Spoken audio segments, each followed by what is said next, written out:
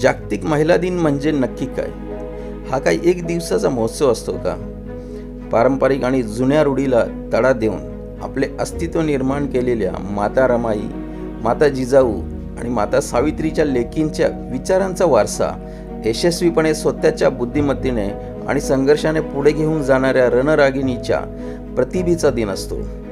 विविध क्षेत्रातील नामवंत लेकींना एकाच मंचावर आणून तळागाळातील पण स्वाभिमानी बहुजनांच्या माता बहिणी यांच्या सानिध्यात अशा नावालौकिक मिळवलेल्या लेकींना त्यांच्या केलेल्या मौलिक कार्याबद्दल सार्वजनिकपणे सत्कार करून त्यांना अजून उत्साहाने कार्य करण्यास प्रेरित करण्याचे महत्त्वपूर्ण कार्य राष्ट्रीय मूल निवासी संघ उल्हासनगरच्या कार्यकारिणीने आज पार पाडले.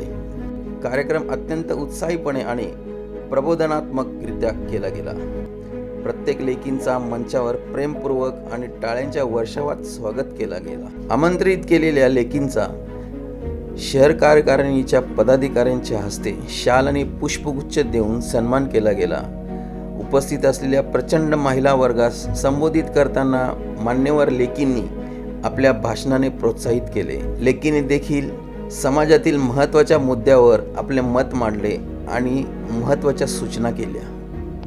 या जागतिक महिला दिनाच्या निमित्ताने ज्या प्रतिभावंत लेकींचा सत्कार केला गेला त्यामध्ये ज्योतिताई गायकवाड, मीनाताई जाधव, अंजलीताई साळवे नगरसेविका, अनामिका इंगोलेताई, सुनीताताई पाटील, सोनलताई बशिरे, लता पडघान, शकुंतला जगताप, कविताताई थोरात यांचा समावेश होता.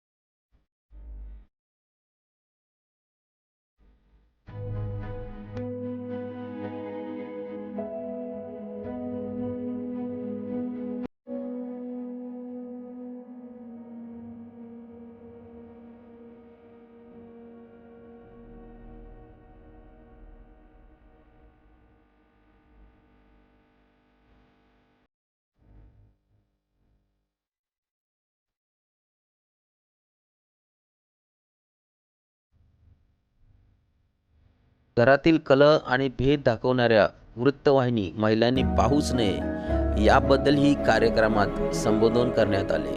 अशा प्रकारच्या मालिका पाहून महिलांना मानसिक गुलाम केले जाते. त्यापेक्षा थोर व्यक्तींच्या विचारांचे वाचन करून आधुनिक आणि वैज्ञानिक जीवन जगण्याचा प्रयत्न करावा. मंचावर उपस्थित मुख्य अतिथी यांनी आपल्या विचारांची मांडणी केली, ज्यामध्ये अनामिकाताई इंगोले, अंजलीताई साळवे, लताताई पडघान, कविताताई थोरात यांचा समावेश होता. मंदिरीचे हे कार्यक्रम होतील. त्यामध्ये तुमचं सगळ्या दृष्टीने नुसतं फक्त एंटरटेनमेंट नाही पण मानसिकदृष्ट्या पण तुम्हाला सगळ्या दृष्टीने सक्षम कसं होतं येईल अशा याच्याने आम्ही हा प्रोग्राम अरेंज करतो. तर त्यामध्ये मी प्रोग्रामची रूपरेषा थोडक्यात सांगून देते. 12 तारखेला सकाळी एक मॅरेथॉन स्पर्धा आहे. हे एक नवीन आहे, म्हणजे असं एक मोटिवेशन मिळण्यासाठी खूप आवश्यक आहे की सगळ्या महिलांनी एकत्र यायचं आणि मॅरेथॉन म्हणजे पळायचं नाही आहे, चालायचं आहे फक्त फास्टमध्ये. आपल्या कालीमाता मंदिरपासून कैलाश कॉलनीपर्यंत आणि रिटर्न. ते सगळ्या महिलांनी एकत्र येऊन जास्तीत जास्त महिला याला जॉईन व्हा. आल्यावर सगळ्यांना नाश्ता पाणी आहे.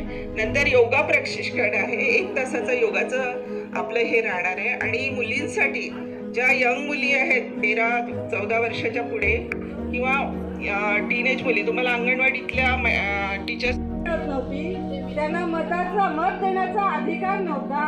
ह्या सगळ्या म्हणजे अधिकार वंचित होत्या. ह्या अशा सगळ्या त्रासाला वैतागून त्या सगळ्या महिला एकत्र आल्या आणि त्यांनी एक आंदोलन उभं केलं. आपल्याला एक महिला परिषद झाली, आंतरराष्ट्रीय महिला परिषद. तिथे हे जे महिला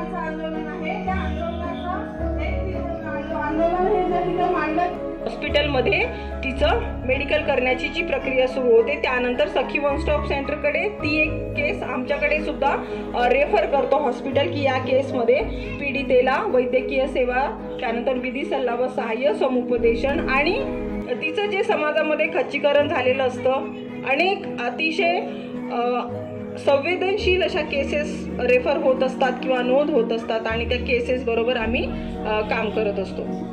तेव्हा सखी वन स्टॉप सेंटरबद्दल सांगायचं म्हटलं तर ह्या 3-4 गोष्टी खूप महत्त्वाच्या आहेत. कोण मदत मागू शकतं, कुठली मदत दिली जाते आणि ह्या सेंटरचं लोकेशन कुठे आहे. तर सखी वन स्टॉप सेंटर उल्हासनगर 5 मध्ये आहे, जिथे नवीन आमच्या बिल्डिंगचं बांधकाम सुरू आहे. एखाद्या महिन्यामध्येच ते